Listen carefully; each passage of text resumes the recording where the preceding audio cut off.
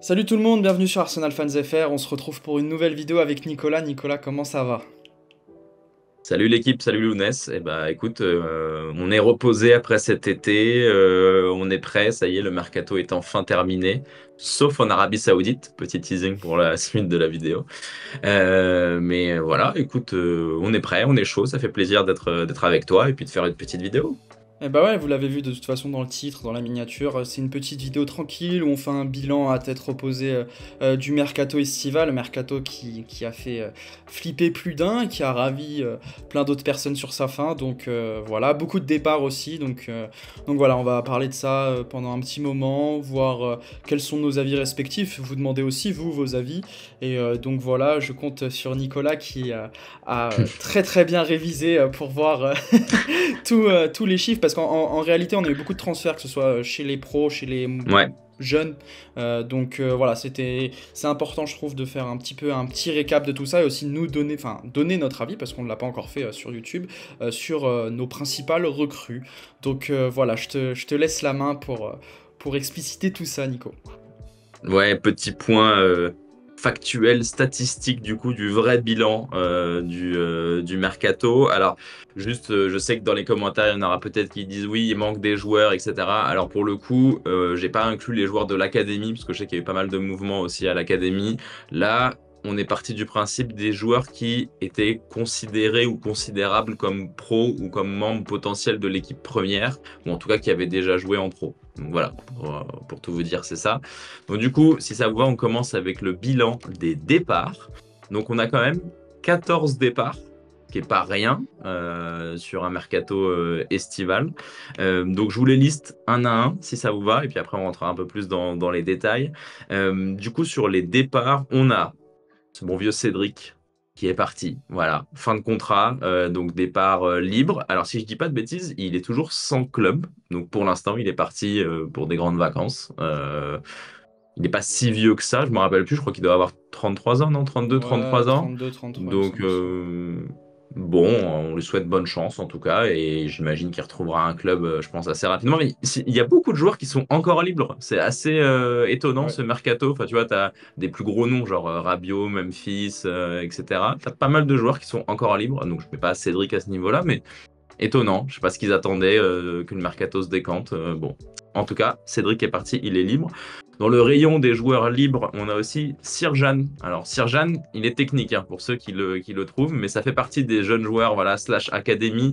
Nous, on en a entendu parler pendant pas mal de temps. Ça devait être un prospect, un jeune qui devait exploser et tout. Puis bon, bah, il a explosé en vol, quoi, c'est tout. Mais il n'a pas percé chez nous, en tout cas au haut niveau. Donc il est Beaucoup parti. de blessures, même s'il était Ouais, apprécié par Arteta, ça l'a plombé vraiment. Il faisait partie ouais, un peu de la génération je crois que c'est en 2002, hein, je crois, donc les Patino et ouais. compagnie, donc ouais, Ouais, cette malheureusement, fameuse explosé. génération qui a jamais percé vraiment chez nous. Voilà, donc Sirjan est parti libre. Lui, il a trouvé un club, il est à Bucarest. Voilà, donc on lui souhaite aussi le meilleur. Autre joueur parti libre et autre joueur jeune à potentiel, Okonkwo, le gardien. Qui pareil, je crois qu'il a dû jouer un ou deux matchs en pro chez nous. Il a joué des matchs de cup, si je dis pas de bêtises. Voilà, il part libre aussi et il part à Wrexham, donc il reste en Angleterre lui pour le coup. Pareil, on verra est-ce que c'est un joueur qui devient un titulaire dans un club de moyenne ou de faible division, mais en tout cas voilà, parti aussi. Autre prospect qu'on imaginait plus haut chez les jeunes, Reul Walters, ce fameux défenseur un peu hybride, qui pareil l'année dernière avait joué quelques minutes, qu'on promettait un meilleur avenir que celui-là, mais en tout cas lui aussi il part libre. Alors là, dans un club un peu plus haut niveau, puisqu'il part à Luton, qui était le promu surprise de l'année dernière en Première Ligue. Donc voilà, on espère que là-bas, il pourra peut-être débuter sa carrière, avoir un peu plus de temps de jeu, etc. Mais donc, ouais, il est aussi parti libre. Et enfin, pour terminer sur les jeunes à haut potentiel qui nous ont quittés, Mika Biret, donc Noé, ton chouchou, le striker, qui avait fait un prêt très concluant l'année dernière. Il avait marqué beaucoup de buts. Et lui, il part pas libre, il part pour 4 millions d'euros au Sturm Graz. Voilà, donc bon, 4 millions d'euros pour un joueur de l'académie qui a quasiment, je crois qu'il a jamais joué chez nous, lui en tout cas. C'est pas ridicule, ça permet de faire rentrer un peu d'argent dans les caisses et pareil, on lui souhaite le meilleur. Ensuite, on a pas mal de joueurs qui sont partis en prêt. on a ce bon vieux Sambi, Albert Sambi Lokonga, qui enchaîne après un premier prêt, enfin après plusieurs prêts l'année dernière à Luton notamment. Là, il part en prêt pour toute la saison, sans obligation d'achat, à Séville. Donc là, c'est plutôt pas mal. Lui, il monte en gamme, on va dire. À voir. Est-ce que c'est un joueur qui a un avenir chez nous? Je pense pas trop, honnêtement, mais en tout cas, on préserve sa valeur et potentiellement on le vendra l'année prochaine. Parce que je crois qu'il a encore un contrat jusqu'en 2026, si je dis pas de bêtises. Donc voilà, ça reste plutôt cohérent. Autre joueur en prêt qu'on connaît bien, Nuno Tavares, qui après l'OM et après Nottingham Forest, si je dis pas de bêtises, l'année dernière, enchaîne avec la Lazio de Rome. D'ailleurs, hier, il a été élu homme du match. J'ai vu ça. Je l'ai vu avec un petit trophée d'homme du match. Mais il fait souvent ça, hein. À l'OM, c'est pareil. Il avait fait des débuts tonitruants, machin et tout. Chez nous, c'était pareil. Il avait été pas ridicule au début. Et puis après, voilà, ça décline un peu. Mais en tout cas, on lui souhaite de trouver un meilleur point de chute et plus de régularité. Autre départ libre que j'ai oublié. Désolé, les gars. Le GOAT, Momo Elneny. Ça y est, faut tourner la page. Je crois que c'était le joueur qui était le plus ancien de l'effectif. Enfin, c'est même sûr. Voilà, Momo le GOAT nous a quittés, parti libre à Al Jazeera. Donc je pense que ça sent la petite fin de carrière dorée pour Momo, mais en tout cas on lui souhaite le meilleur. Et en plus il avait des initiatives plutôt cool parce qu'il passait ses diplômes de coach, il entraînait un club à Londres, etc. Enfin il avait monté un club si je dis pas de bêtises à Londres. Donc voilà, donc on lui souhaite le meilleur. On adore Momo, vous le savez tous. Voilà, et ensuite trois autres prêts, pardon. Karl Hein, le gardien, qui lui est parti à Valladolid, donc pas mal, belle destination. Lui, il est très jeune pour le coup. Je pense qu'a priori, lui, l'idée c'est quand même plutôt de le garder pour le futur, parce qu'on en parlera après dans les arrivées, mais en tout cas au niveau des gardiens, on n'est pas assuré pour l'avenir. Après, il y a ce fameux gardien d'Espagnol Barcelone que l'on veut. Est-ce qu'il viendra en janvier? Est-ce qu'il viendra l'été prochain? Je sais pas, mais en tout cas, Hein, s'il est performant à Valladolid, il y a peut-être une porte pour lui dans le futur chez nous. Ensuite, on a ce bon vieux Fabio Vieira, Antoine, dédicace, ton joueur favori, qui part en prêt, qui retourne à Porto, près d'une saison, sans option d'achat aussi. Donc, a priori, un peu à la Sambi, on préserve sa valeur, on lui redonne du temps de jeu. Moi, je pense que lui, il aura une chance l'été prochain, en fonction, encore une fois, des opportunités de mercato, de comment se passe la saison, etc., etc. Moi, je pense que c'est un joueur qui a toujours peut-être de l'avenir chez nous, parce que finalement, c'est que des promesses, ce qu'on a vu de lui, et puis pas mal de soucis physiques, mais on a vu aussi qu'il n'était pas prêt pour la première ligne. Donc à voir, mais bon. Si je peux me permettre, tu Ouais, vois, vas-y, genre, vas-y. typiquement, c'est un joueur où je me pose la question, est-ce que c'est Arteta, est-ce que c'est le board qui lui a dit, bon bah écoute, va gagner du temps de jeu, t'en as besoin, ou est-ce que c'est lui de sa propre initiative qui s'est dit, bon j'en ai marre, j'ai fait une saison encore blessée, je sais que je vais galérer encore une fois à la rentrée parce que mon poste est bouché par Odegaard, donc je sais qu'il y a le petit Nwaneri qui toque à la porte, donc si je suis blessé, peut-être qu'il me saute ma place. Peut-être que c'est son initiative, on n'en a pas trop, on n'a pas Ouais, trop eu ouais. de nouvelles des médias locaux ou même Hmm. de The Athletic, donc bon, à voir, mais je pense que c'est un championnat qu'il connaît bien, hein, de toute façon, la Liga portugaise. Donc Ouais. on espère qu'il va s'éclater. S'il nous fait un double-double, c'est encore plus beau. Et en espérant qu'il revienne rebondir chez nous, parce que même si, bon, on est beaucoup sur le compte, en tout cas, à avoir du mal avec lui, moi j'ai le souvenir de quelques matchs de très très haut niveau le concernant, Ouais, notamment ouais. Fulham, mais ça remonte à il y a un an maintenant. Mais voilà, encore une fois, c'est un joueur qui, lorsqu'il a eu un petit peu de continuité, il a été bon. Donc bon, on verra Non, non, mais ce que ça va donner. c'est c'est un joueur qui a des qualités évidentes, technique, vista, une vision du jeu qui est intéressante, etc. Maintenant, moi, je pense que c'est vraiment sur le plan physique que ça a pêché chez nous. Bah, déjà, il a eu des blessures, donc ça aide pas. Et puis après, on a vu vraiment qu'en première ligue, c'était plus compliqué. Il a été meilleur dans des matchs de coupe et dans des matchs de Coupe d'Europe notamment. Donc oui, Porto, ça va lui faire du bien, ça va lui redonner de la confiance. Espérons qu'il puisse faire une saison pleine sans blessure, c'est important. Et puis après, on verra ce que ça donne, mais voilà. Et le dernier prêt, là, on commence à rentrer dans les joueurs qui blessent un petit peu hein, dans le départ. Prêt de Nelson sur le gong, du coup, à Fulham. Bon, prêt qui peut être surprenant pour certains, mais en même temps, quand on voit la suite sur le gong du mercato, ça paraît aussi un petit peu logique. Mine de rien, je pense que Nelson, il plafonne grave chez nous. Maintenant, est-ce que c'est un peu qui tout double, quoi. C'est est-ce qu'il est capable de faire une grosse saison déjà? Est-ce qu'il sera titulaire à Fulham? Moi, j'en suis toujours pas vraiment convaincu. Et donc, en fait, si on voit qu'il n'est pas titulaire à Fulham, bon, bah, ça veut dire ce que ça veut dire. Ça veut dire que l'année prochaine, on lui trouve un point de chute définitif. Je sais que ce qui a bloqué cet été pour un transfert définitif, c'est son salaire. Parce que, mine de rien, vu qu'il avait prolongé chez nous il y a pas longtemps et qu'on lui avait donné un bon salaire, bah, ça a refroidi pas mal de clubs de Première Ligue notamment. Donc là, c'est à lui de prouver. Mais ce qui est sûr, c'est que s'il n'est pas titulaire indiscutable à Fulham cette saison et qu'il fait pas une grosse saison, chez nous, c'est fini. Donc on lui trouvera un point de chute. Mais même pour lui, pour la suite de sa carrière, tu vois, c'est quel est le plafond de Nelson, en fait. Tu vois, je pense que c'est un peu ça la question. Et on verra ce que ça donne cette saison. Moi, je suis quand même un peu déçu de son départ, parce que même si on a recruté un ailier en fin de mercato, de toute façon, on en reparlera. Ça reste une saison Ouais. particulière où on l'a dit dans la vidéo prédiction avec Hugo, on va avoir beaucoup de matchs. Surtout que les saisons précédentes, faut pas oublier qu'on va pas loin dans les coupes nationales. Carabao, on se fait Ouais, éliminer ouais. rapidement. FA Cup, on se fait éliminer rapidement. Donc, qu'est-ce qui se passe si, entre guillemets, par magie, on a des parcours intéressants en coupe? Bah, un mec comme Nelson, on l'a vu, bon, c'était il y a 2 ans, son but contre Bournemouth, mais quand il y a une petite hécatombe de blessés, de toute façon, ça commence déjà alors qu'on est début septembre. Hmm.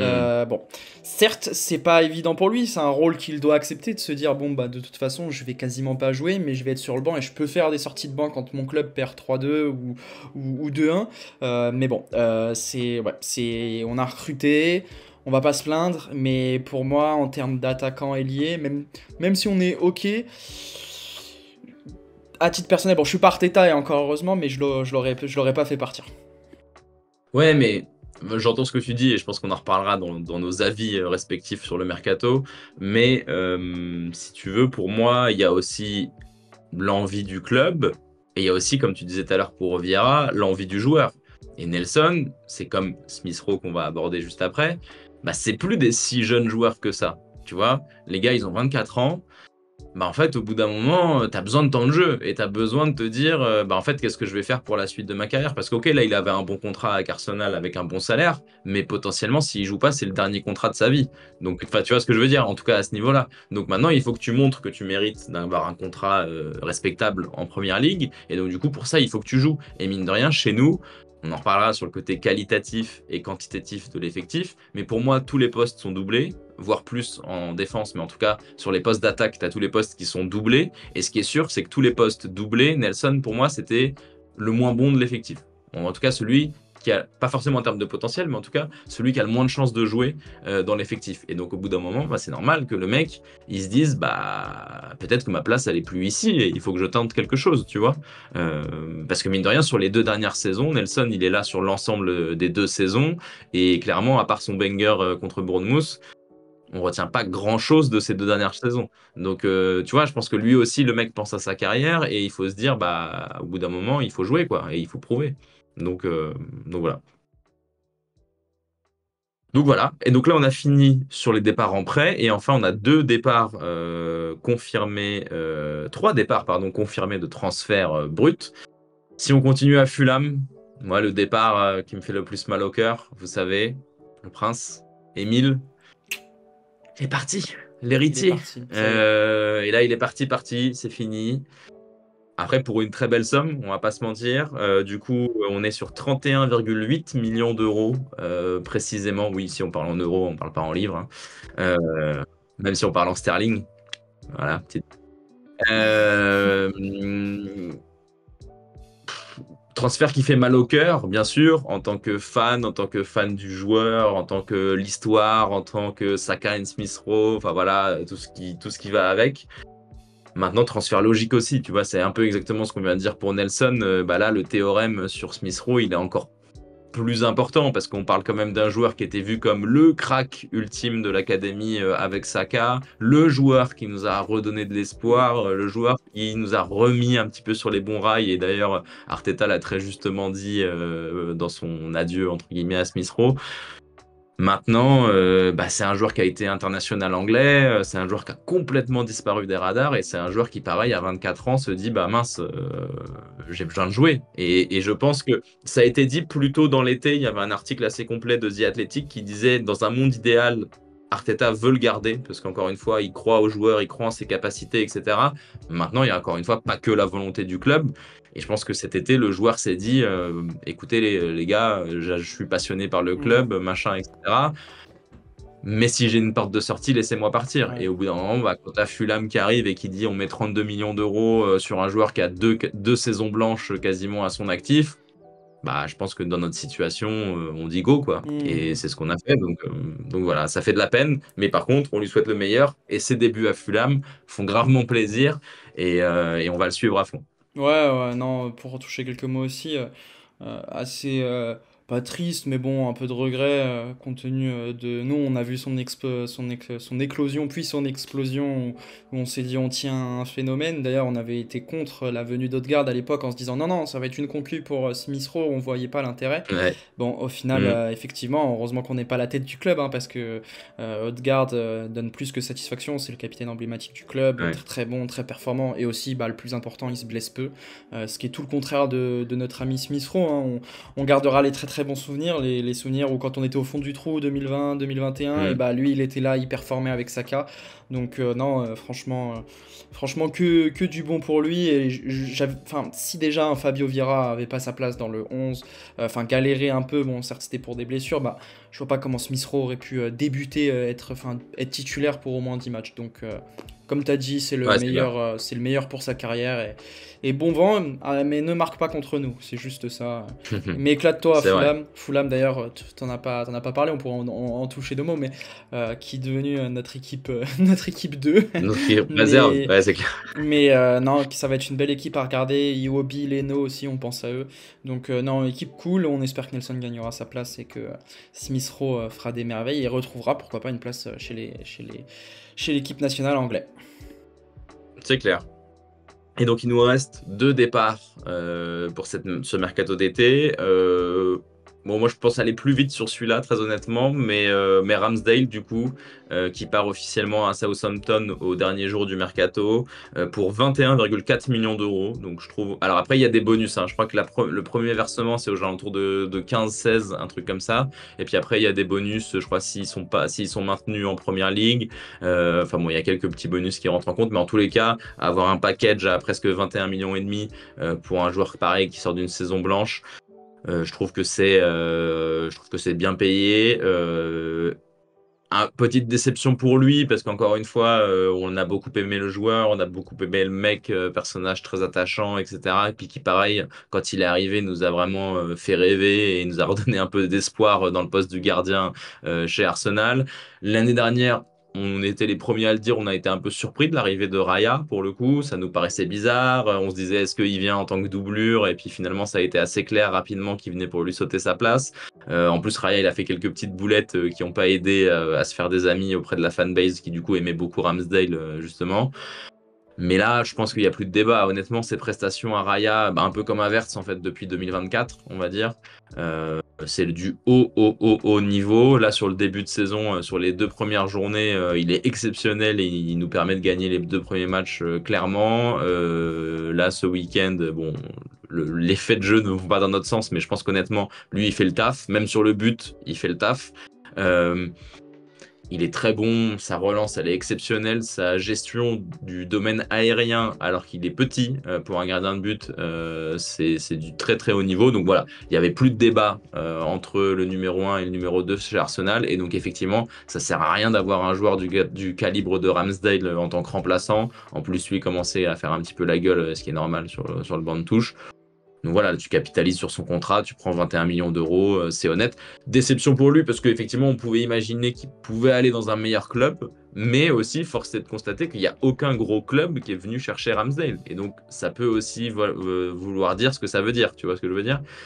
Donc voilà, on espère qu'il sera bien à Southampton, il retrouve des potes à lui, si j'ai bien compris. Donc voilà, on lui souhaite aussi le meilleur. Puis aussi, il avait perdu sa place de. Enfin là, il vient de la perdre, hein, sa place d'international anglais. Ouais, Donc, non, ouais, moi, je m'étais dit, est-ce qu'il va vraiment faire une saison blanche? Parce qu'il n'y a pas eu tant de rumeurs que bah ça, à ouais, part ça a mis du temps, bah c'est ça. les dernières 48 heures. Donc, non, Mm. c'est logique. C'est une bonne chose pour lui. C'est un bon gars. Enfin, moi, j'ai aimé le supporter. Je repense à son arrêt contre Leicester Ouais, qui était incroyable sur le coup ah franc de ouais, Madison. Non, non, pareil, c'est ouais. la même veine que Smith Rowe, Nelson. Bon, Nelson est prêté, hein, mais c'est des mecs qui nous laissent des bons souvenirs. Alors qu'il y a quelques saisons encore, c'était des mecs qu'on priait pour voir dégager. Donc, Ouais. c'est dire l'évolution du club. Ouais, c'est clair, c'est clair. Et puis le dernier, Your Defense is in Trouble. Et oui, le magnifique Eddie Nketiah qui s'engage sur le gong. Alors, on en reparlera de son officialisation sur le gong, parce que si je dis pas de bêtises, il y avait le Here we go. En gros, le transfert était bouclé le mardi et jusqu'au samedi soir. Ou vendredi soir, je sais plus quand, parce que c'était la fin du mercato. Non, vendredi soir. Jusqu'au vendredi soir, minuit et demi, il était toujours pas officialisé à Crystal Palace, donc ça commençait à mettre la puce à l'oreille de pas mal de monde, et je pense, très honnêtement, et d'ailleurs j'ai lu un truc ce matin, alors après je sais pas si la source est très fiable ou non, donc voilà, mais qui disait qu'en gros, si Sterling se faisait pas, ou en tout cas si on n'avait pas un renfort d'attaque, on aurait été prêt à annuler Nelson et Nketiah. Donc je pense que si on a autant attendu pour l'officialisation d'Nketiah, c'était de se dire, bah oui, si on n'a pas de renfort offensif, laisser partir Nketiah et Nelson, ça faisait beaucoup. Par rapport à ce que tu disais d'ailleurs bah, sur le côté numérique de l'effectif tout à l'heure. Et donc du coup, officialisation sur le gong à Crystal Palace, 29,7 millions d'euros. Donc là, on est quand même sur un très beau package, je trouve, pour le joueur qui reste à Londres, donc ça c'est cool pour lui, qui pour le coup est lui dans une équipe, je pense, très compétitive. Moi je pense que Crystal Palace cette saison, ça peut être une belle surprise. Hier on a vu bon, le nul contre Chelsea, j'ai envie de dire pas surprenant, mais quand même. Eze qui est un joueur absolument incroyable. Le duo Nketiah-Mateta dans un genre de 4-4-2, moi j'ai envie de voir ça. Donc voilà, moi je suis content pour lui. Je pense que c'est encore une fois un joueur qui a jamais déçu, mine de rien, même si moi j'étais pas vraiment le plus grand fan du joueur, hein, vous savez quand vous nous suivez. Mais c'est un joueur qui a jamais déçu. C'est un joueur qui est capable vraiment de marquer des buts. C'est un joueur qui est intelligent, qui sait se servir de ses qualités. Maintenant, encore une fois, je pense que c'est un joueur qui plafonnait chez nous et donc du coup, c'est aussi normal pour lui d'aller voir ailleurs et c'est aussi normal pour le club de capitaliser sur son contrat. Donc voilà, moi je suis content de ce transfert. Je pense que lui est dans un bon club pour lui et j'espère qu'il va planter beaucoup de buts, sauf contre nous, bien évidemment. C'est le dernier de cette génération un peu des Nelson, Willock, tout ça, les Ouais, 98-99. Comme toi, j'étais pas du tout fan du joueur à ses débuts, à l'époque où on avait Lacazette, Aubameyang, puis ouais, Aubameyang est parti, donc on avait un tandem Lacazette, Nketiah qui tournait, et je me rappelle d'une fois où Lacazette ne donnait plus satisfaction, où Nketiah l'avait remplacé, je me rappelle c'était en ouais, 2021-2022, où Nketiah avait donné plus ouais. que satisfaction, il me semble un doublé contre Chelsea, des buts quasiment à Chelsea, chaque ouais, match. Non, non, il avait été très bon. Et en plus, il a fait bis repetita quand Gabriel Jesus s'est blessé au genou. Donc, ouais, pour le coup, merci pour les services rendus. Encore une fois, très très bon remplaçant de qualité. Mais comme tu l'as dit, c'est les joueurs qui commencent à avoir 25 ans. Et maintenant, il faut être titulaire dans un club. Donc voilà, faut pas oublier qu'il a été aussi international dans sa période où il ouais, a remplacé Gabriel exactement. Jesus. Donc, on critiquait avec Nicolas une période sa capacité à mettre des buts que au niveau des 6 mètres dans la surface de réparation. Sauf que force est de constater que c'est un joueur qui a évolué, qui est capable de jouer en Vachement, ouais. pivot, qui peut prendre la profondeur. Mm. C'est un très très bon attaquant à l'heure actuelle et c'est pour ça que j'avais un peu de mal avec beaucoup de critiques, très sévères même de certains membres, enfin de certaines personnes de la fanbase, alors que c'est un enfant du club, si on peut dire ça, et il a Mm. jamais Ouais, bien sûr. triché, il a jamais fait la gueule. J'ai en tête, tu vois, on parlait de Lokonga avant, mais tu sais, une période Ouais, où la Lokonga vidéo, la ouais, série se là, plaignait Amazon. sur Prime Video, alors que l'autre il disait, Ouais. mais mec, moi c'est mon train de vie d'être remplaçant, mais pourtant quand j'y suis, j'y vais à Mm. 200% et je reste Ouais. pas abattu. Donc, euh, donc voilà, non, comme tu l'as dit, pour pas te paraphraser, bon vent à lui. C'est clair. Donc voilà, on a fait le tour des départs. C'était quand même assez long, mine de rien, puisque 14 joueurs, du coup, en tout cas parmi ceux que nous on a listés. Donc ça fait un total, pour ceux qui aiment les mathématiques et qui sont proches des finances du club, ça fait quand même 82,9 millions d'euros encaissés cet été par le club. Alors, bonus, si les bonus sont validés, encore une fois, bien évidemment, mais en gros, c'est ce qu'on peut espérer de ce mercato-là d'été pour globalement et majoritairement hormis Ramsdale, si je dis pas de bêtises, quasiment que des joueurs formés au club. Donc ça veut dire que là, tu es sur un bénéfice net, voilà, parce que c'est des joueurs sur lesquels tu n'avais pas investi d'argent, hormis Ramsdale. Et petit point important dont on reparlera par la suite dans cette vidéo, mais du coup, l'âge moyen de ces joueurs qui ont quitté le club est de 25,6 ans. Donc des joueurs assez jeunes. Forcément, on a cité les noms au début de vidéo de l'académie qui ont quitté le club, enfin ex-académie qui ont quitté le club, et puis les Nketiah, ESR, Smith Rowe, etc. ESR Smith Rowe étant la même personne, bien évidemment. Donc voilà pour les départs. Et donc on enchaîne sur les arrivées. Ça ira un peu plus vite parce qu'on n'a pas recruté 14 personnes. Et donc du coup, Lounès, ça va dans ton sens du côté quantitatif de l'effectif. Mais donc du coup, on a 6 arrivées. Alors vous allez dire, pourquoi 6 arrivées? Parce qu'il y en a un qu'on a oublié, Lounès, et je pense que tu l'as oublié également. J'ai vu ça ce matin en préparant la vidéo. Je me suis dit, ah mais il est là le con. Et oui, on a Kieran Tierney dans l'effectif. Je l'avais vu ce matin sur Transfermarkt aussi, et je me suis dit quand même c'est fou que lui on n'ait pas trouvé de solution, mais ouais c'est. Je vous jure, il est blessé je crois. Ouais. Oui, il est blessé, bah, comme d'hab. Mais je vous jure que jusqu'à ce matin, j'étais persuadé que ce n'était plus un joueur de l'effectif.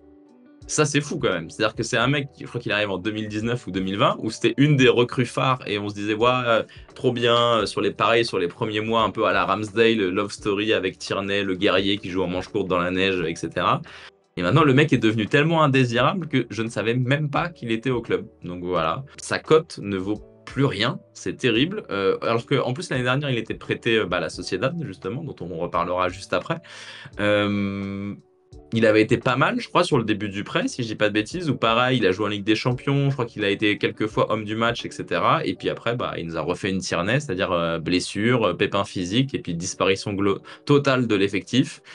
Et là, il revient cet été comme un anonyme, impossible de lui trouver un point de chute. Voilà, donc je pense qu'honnêtement, il va passer la saison à l'infirmerie déjà, comme d'hab, et puis même pas sur le banc, avec la réserve, je sais pas trop. Peut-être qu'en janvier, on pourra le prêter, tu vois, ou trouver un point de chute en janvier. Mais waouh, quand j'ai vu ce matin que Tierney était encore là, ça m'a mis une claque quand même. Je me suis dit, ah ouais, donc ça, c'est une belle galère. Mais bon, voilà. Kieran, si tu regardes cette vidéo, bon vent, enfin bonne chance.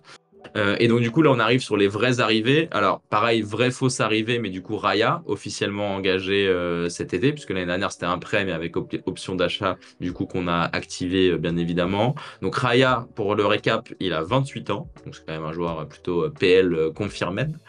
Et il arrive du coup pour 31,9 millions d'euros du coup qui ont été versés à Brentford.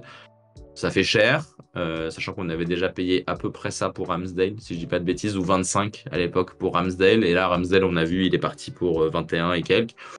Bon, voilà, ça reste un investissement pour un gardien confirmé. C'est amorti voilà, c'est logique. Ramsdale, quoi. C'est amorti par son transfert. Exactement. Voilà, exactement. Donc voilà, on passe rapidement sur Raya, on en a déjà parlé. Et là, on arrive maintenant donc dans les vraies nouvelles arrivées et signatures. Le premier étant Riccardo Calafiori, avec l'accent, s'il vous plaît. 22 ans, qui est le joueur le plus jeune qui nous rejoint cet été. On y reviendra aussi par la suite. 45 millions d'euros de Bologne, qui sort d'une saison magnifique avec le Bologne de Thiago Motta.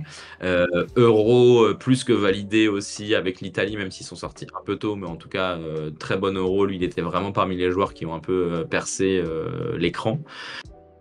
Belle arrivée qui vient renforcer le secteur défensif, défenseur un peu complet, parce que si tu regardes là tous les défenseurs qu'on a, en fait, c'est tous des centraux qui potentiellement peuvent jouer sur les côtés, parce que Timber c'est pareil, White c'est pareil, Tomiyasu en soi c'était pareil, qui vient aussi de Bologne. Voilà, belle arrivée, belle recrue, il vient. Pour l'instant, c'est un joueur de rotation, parce qu'on l'a vu à chaque fois rentrer en jeu, même si ses minutes grandissent de match en match, mais en tout cas, pour l'instant, il rentre en jeu. Honnêtement, je te donne mon avis. Je pense qu'à partir de Tottenham, donc du coup, après la trêve, je pense que c'est un titulaire indiscutable de l'effectif. Il va sauter Timber. Je pense qu'il va sauter Timber, qui a été... pas mauvais, mais qui a été un peu en dessous. Après, voilà, pas prêt, je pense que c'est le bon mot. Pas prêt, tu sens que ça fait un an qu'il a pas joué, le mec. Il peut pas enchaîner, je pense, à l'heure actuelle, autant de matchs avec autant d'intensité. On a eu une belle rentrée une fois, je sais plus, c'était peut-être le premier match, je me rappelle plus exactement. Le premier match, ouais. Ouais, c'était Zinchenko qui était titulaire de mémoire, et il avait fait une belle entrée, mais il peut pas être titulaire. À l'heure actuelle, il peut pas.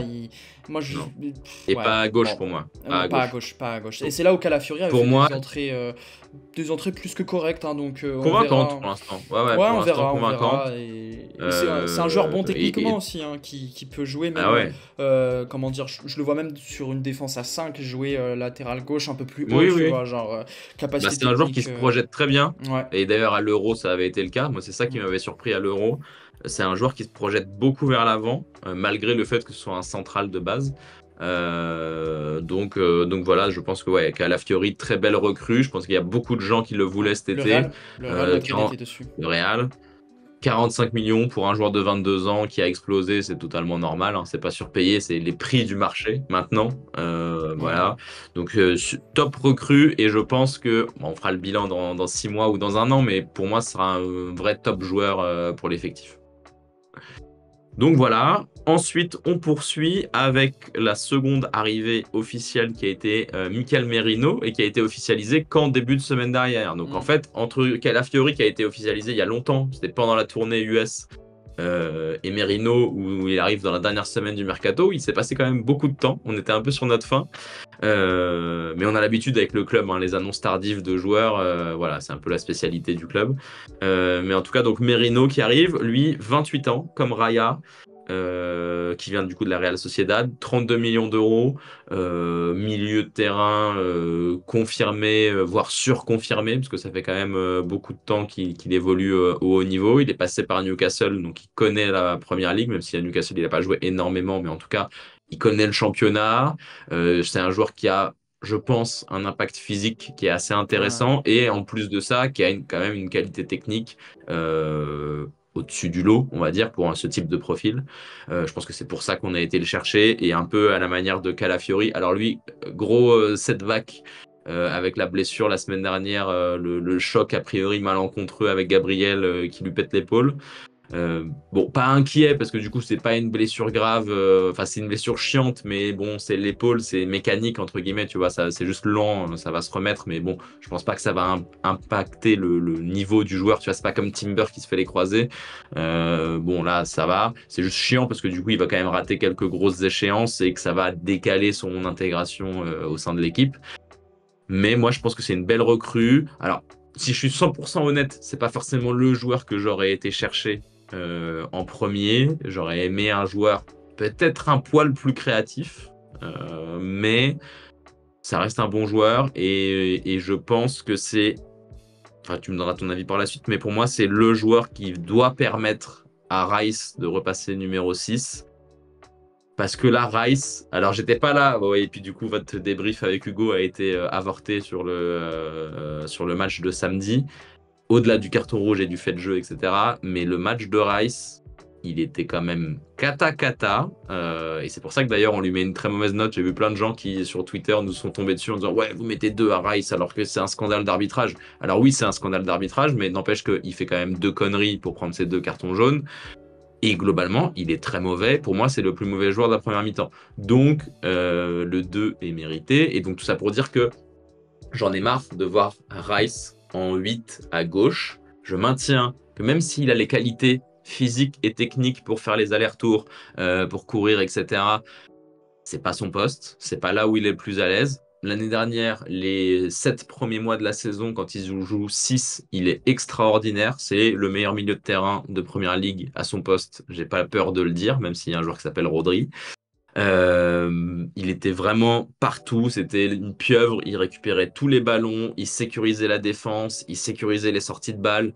Et il était juste fantastique, franchement, faut le dire. On jouait à À 12. partir du moment où il est. Ouais, voilà. Oui, ouais, complètement. Et à partir du moment où il est passé 8, il a été bon, c'est parce que c'est un joueur qui est tellement fort que voilà, il est bon, il sait dépanner, mais ce n'est pas son poste. Il n'est pas à l'aise, je trouve, dans ce poste. Et donc, pour moi, il faut qu'il retrouve un poste de 6. Et pour moi, j'ai vraiment l'espoir, mais j'espère que ce sera le cas, que du coup, Merino prenne ce poste de 8 gauche. Et du coup, que ça fasse un milieu de terrain, Merino, Odegaard et Rice derrière. Non, bah, moi je suis d'accord avec toi, hein, sur Rice, je le préfère largement en 6, même si tu l'as dit, il a fait de très bons matchs aussi en 8. Hmm. C'est un joueur qui est tellement au-dessus du lot physiquement, c'est un monstre, c'est une C'est brute, ça. c'est tout ce que vous voulez, Hmm. qu'on remarque même pas que c'est pas son poste, vu qu'il fait tout le temps les allers-retours entre la défense, là, Ouais. comme ça. Mais pour revenir sur notre ami Merino. Tu vois, moi, je suis pas inquiet au niveau de sa qualité de créativité. Tu vois, je comprends ce que tu veux Hmm. dire, mais en fait, j'ai vraiment l'impression qu'on veut un joueur entre guillemets similaire à Granit Xhaka. Et pour le coup, Hmm. Merino, j'ai envie de te dire, ça peut être un upgrade de Xhaka, parce que Xhaka, sa qualité de passe, je pense qu'elle est très difficile à matcher, mais tout ce qui est au Ouais. niveau de l'apport offensif, Merino, les gars, c'est un mec. Rappelez-vous, donc c'était demi-finale ou quart de finale, je sais plus, Espagne. Allemagne, je crois que c'était quart de finale de l'Euro. Qui c'est qui vient mettre sa grosse Ouais, c'est le tête pour, cas. pour qualifier son pays? C'est Merino. Le mec peut jouer un cran plus haut et en même temps être tout autant efficace défensivement. Parce que ce qu'il faut pas oublier, c'est que souvent à gauche, on a besoin d'un milieu en tout cas qui est là pour assurer ses latéraux, Gabriel Magalhaes, et de faire les allers-retours. C'est pour ça que quand il y avait Smith Rowe ou Vieira relayeur gauche, souvent ça allait pas Ouais. trop. Donc moi je pense que Merino c'est le bon compromis à tout ça. Alors oui, bien sûr, il s'est pété l'épaule. Franchement, je suis dépité, mais bon, on va mettre ça sur le coup de la malchance, mais c'est un vrai bon joueur et je pense que c'est le genre de joueur, je pense, qui peut à la fois aussi bien évoluer en Liga qu'en Première Ligue sans avoir de temps d'adaptation. Donc peut-être que je me trompe, Oui, oui. mais vu son âge, vu son expérience, vu son niveau aussi international, moi je me fais pas du tout de soucis et je pense même qu'au niveau de la créativité, on pourrait être agréablement surpris lorsqu'il sera mis dans de bonnes conditions, avec aussi, on l'oublie souvent, hein, mais un ailier gauche avec lequel il s'entend bien. Ouais, ouais, non, mais ça, complètement d'accord avec toi. Donc, honnêtement, belle recrue. Pareil, il y avait pas mal de clubs qui étaient sur lui. Donc, honnêtement, belle recrue. Je te propose qu'on enchaîne alors là très rapidement parce que celle-là c'est vraiment la recrue anecdotique, mais en tout cas pour faire le nombre, du coup avec le départ de Ramsdale et de Hein en prêt, et ben, il nous fallait une doublure Neto. gardien de but. Donc du coup le bon vieux Neto qui vient de Hmm. Bournemouth, pas grand-chose à dire, 35 ans, connaît la PL comme sa poche, a de l'expérience à revendre et donc là tu es beaucoup plus dans une logique de backup qui jouera les coupes voilà, et qui fera le taf, dont on n'attend pas grand-chose. Ouais, qui C'est pas le grognera profil qu'on pas. voulait. C'est pas un petit Voilà, jeune. c'est pas le profil qu'on voulait, hein. Voilà, Mais clairement, c'était pas le profil, mais bon, je pense que c'est pas ça fera bien le taf. grave. Ouais, voilà, tu vois, genre, Non. c'est un joueur, on avait besoin d'un backup. Car, pareil, c'est le même procédé que Sterling dont on va parler juste après. Car il reste 48 heures, on a besoin d'un joueur. L'Espagnol veut qu'on paye 10 millions d'euros plus cher son gardien. Non, non, on va pas lever de Hmm. clause. On est Arsenal, hein, c'est-à-dire qu'Arsenal, qu'on le veuille ou Ouais, non, ne surpaye plus du tout ses transferts, a bien appris de ses erreurs. ouais, Donc, ouais. non, non, on avait une piste B, donc ça fait comme à l'époque Moudric et Trossard. Bon, bah, on prend Trossard. Donc voilà, on baisse plus Ouais, ouais, notre, c'est euh, clair. on baisse plus notre froc. Ouais, c'est clair. Alors, je mets juste un bémol, parce que du coup, bah, on va enchaîner sur le dernier, qui est Raheem Sterling. Tu as dit que Neto, c'était similaire à Sterling. Je suis pas du tout d'accord là-dessus, dans le sens où oui, le côté numérique de la chose, de bah oui, tu as des joueurs qui partent, tu es obligé de te renforcer numériquement parlant.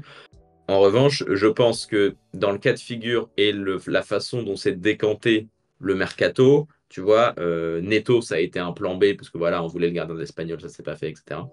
Je pense que Sterling, c'est la meilleure chose qu'on pouvait avoir dans ce cas de figure-là, tu Ok. vois.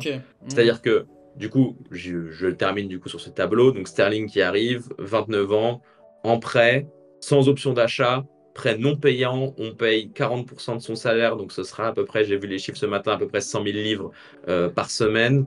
Donc autant te dire que c'est moins que ce que Nelson touche, par exemple. Donc ça va, je pense que c'est plutôt une bonne affaire pour le coup.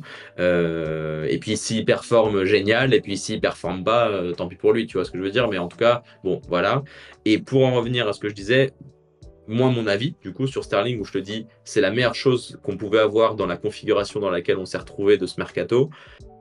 Ornstein l'a martelé, The Athletic l'a martelé, et je pense que c'est assez clair pour tout le monde qui suit à peu près le club de près ou de loin. La top target, c'est Nico Williams.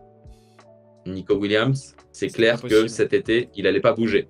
Et je pense que honnêtement, s'il doit bouger, à moins que on fasse une très belle saison et qu'on ait beaucoup d'argent, etc., je pense quand même que s'il doit bouger, il ira au Barça. Barça, Je ouais. pense que c'est un peu le sens, ouais, c'est un peu le sens de l'histoire. Donc du coup, à partir du moment où tu te dis, ok, Nico Williams, pas faisable.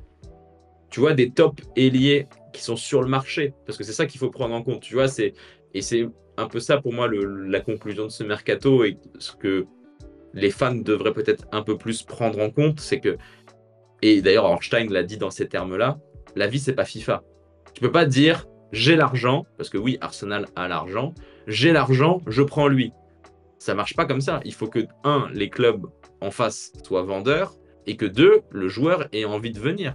Tu vois? Et donc aujourd'hui, donc sur le marché donc des joueurs disponibles et liés, bah en fait, si ta top target c'est Nico Williams et qu'elle n'est pas accessible, après tu en as plein des top ailiers, tu vois, tu vas dire ouais, tu pourrais avoir Gvara, le mec de Naples, tu pourrais avoir Leao, tu pourrais avoir Musiala, tu vois, des joueurs qui pour moi sont Arsenal compatibles, Arteta compatibles, dans la force de l'âge, etc., et qui améliorent vraiment l'effectif. Pour moi, il y a ces noms-là. Mais ces noms-là, ils sont tous intransférables cet été. Donc à partir de ce moment-là, tu te dis ok, et nous on était les premiers à le dire, il nous faut un ailier, il nous faut un ailier, il nous faut un ailier. Mais maintenant c'est qui est-ce que tu peux avoir et qu'est-ce qui est faisable d'un point de vue marché et transfert. Et donc c'est pour ça que je te dis que pour moi, à partir du moment où on arrive dans la dernière semaine du mercato et du coup dans les dernières heures du mercato et que tu as des joueurs qui sont en partance comme Nketiah, comme Nelson, avec les raisons qu'on a évoquées de bah voilà les mecs ont besoin de temps de jeu, etc. Et puis chez nous ils plafonnent, etc.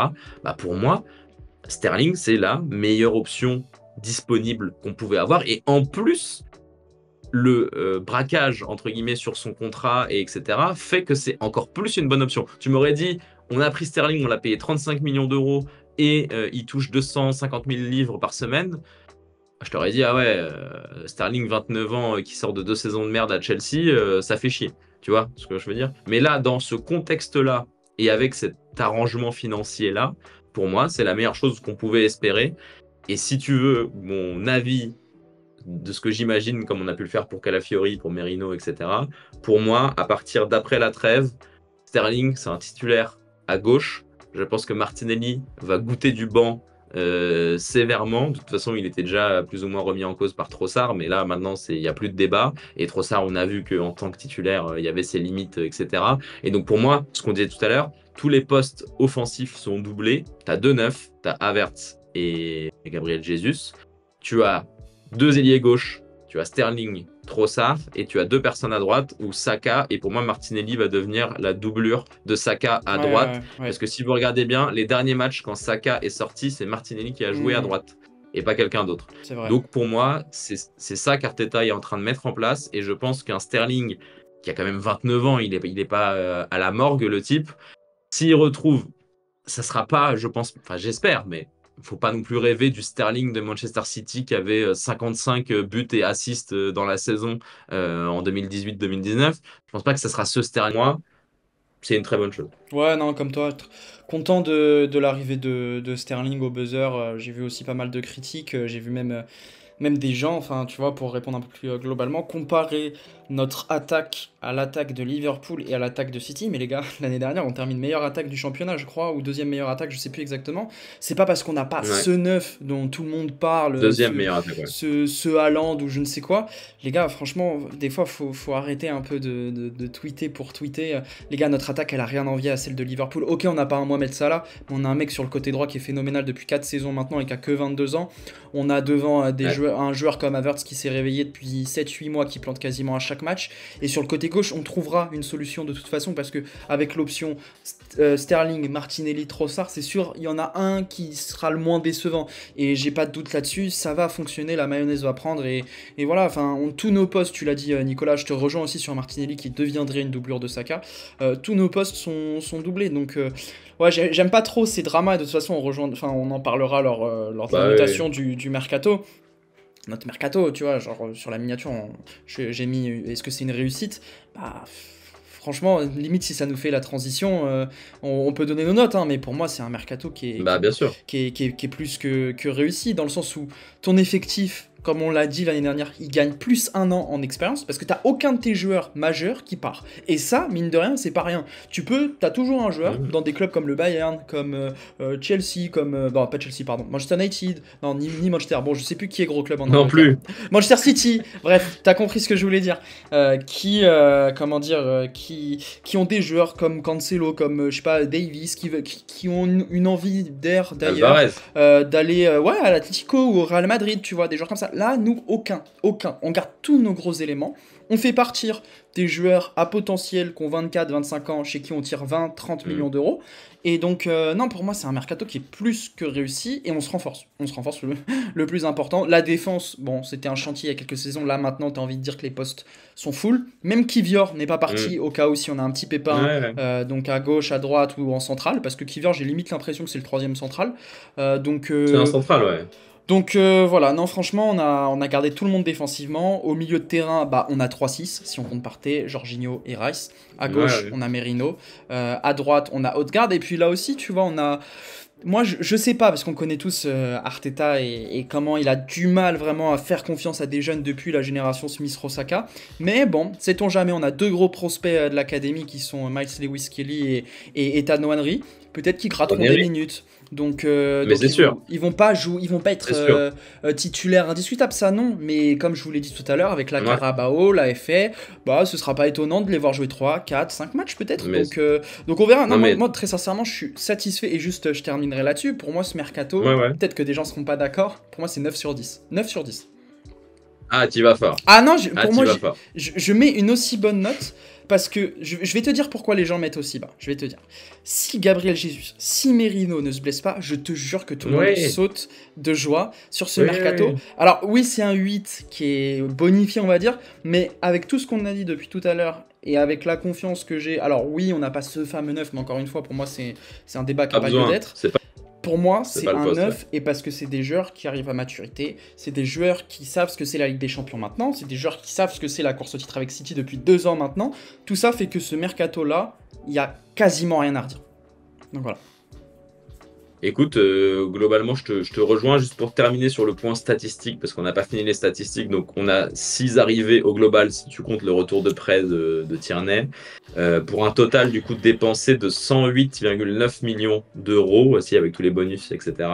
Ce qui fait une balance, si tu fais les départs et les arrivées, où on est à moins 26 millions d'euros. Donc, ça veut dire qu'on dépense seulement 26 millions d'euros sur ce mercato. Encore une fois, en ayant vendu majoritairement des joueurs qui ne nous avaient rien coûté initialement. On n'en a pas parlé, pardon, excuse-moi, les salaires. Les salaires, on a dégraissé énormément en salaire. Avec tout le nombre de joueurs, entre ceux qui sont partis libres, ceux qui se sont barrés, tout ça, on a les salaires qui se sont évaporés et pour 4 salaires supplémentaires, quoi. Si j'exagère volontairement, ils sont contrariés dans nos salaires.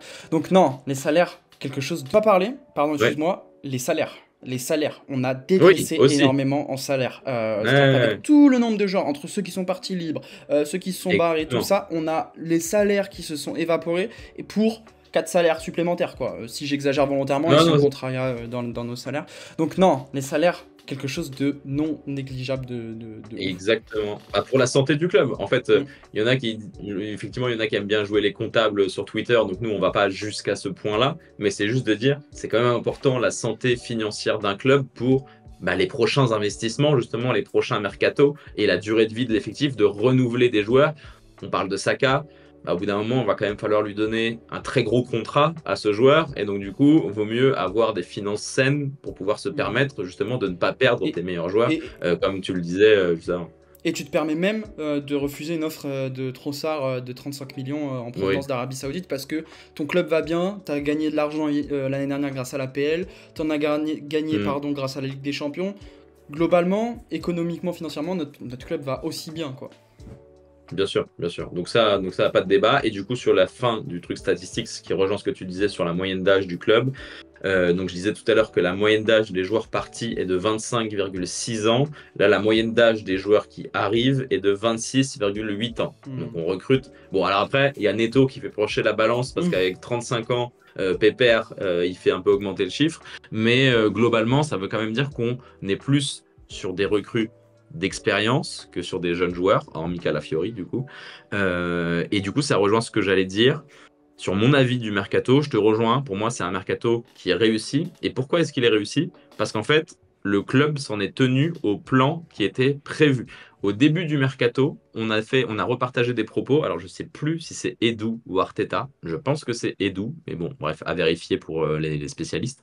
Il y a une interview où Edu, pour moi c'est Edu, mais peut-être que c'est Arteta, mais voilà, vous allez comprendre. Edu dit l'objectif de ce mercato, c'est d'améliorer l'effectif qualitativement et pas quantitativement.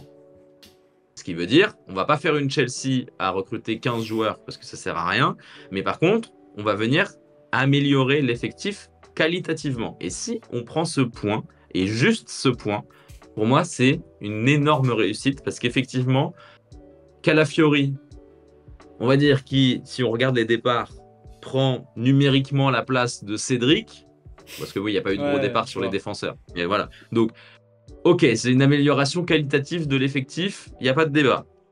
Raya, qui du coup prend la place, bon, il était déjà là, mais voilà, qui prend la place de Ramsdale, etc. C'est une amélioration qualitative de l'effectif, il n'y a pas de débat. Merino, si on regarde les départs, qui prend la place, grosso modo, de El Neni. Tu vois, pour moi, c'est le joueur numériquement qui vient remplacer. Parce que pour moi, ESR, Vieira, c'est pas clair si c'est des 8 ou si c'est des ailiers, tu vois. Donc, moi, j'aurais dit Vieira, tu vois. Ouais, bon, Vieira, bah, peu importe, bah, c'est pareil. C'est une amélioration qualitative de l'effectif. Si tu vois, sur les joueurs qui sont sur le terrain, je préfère avoir un Merino qu'un Vieira, etc. Ou même qu'un ESR aujourd'hui, et encore plus un El Neni. Voilà. Et enfin, dernier point, bon, Neto, je le compte pas pour le truc des gardiens de but, etc. Parce que c'est des doubleurs, mais bon, Neto, plus expérimenté que Hein. Donc, a priori, tu peux dire, voilà, amélioration, encore une fois, qualitative de l'effectif. Et dernier point, Sterling, qui vient remplacer, pour moi, Nelson. Amélioration qualitative de l'effectif. Aujourd'hui, je peux pas dire que, même si j'adore Reiss Nelson et que je suis fan depuis des années du gars, je peux pas dire que c'est un meilleur joueur qualitativement que Sterling. Ça serait mentir. Donc, encore une fois, l'objectif est rempli. Donc, tu vois, pour moi, c'est pour ça, c'est vraiment...